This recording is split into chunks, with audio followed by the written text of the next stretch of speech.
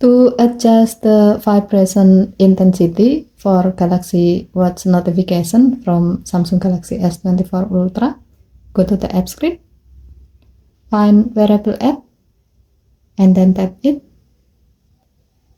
Tap watch setting, tap sound and vibration, tap vibration. Under vibration intensity section, there are two options available. You can select the desired intensity you like to use.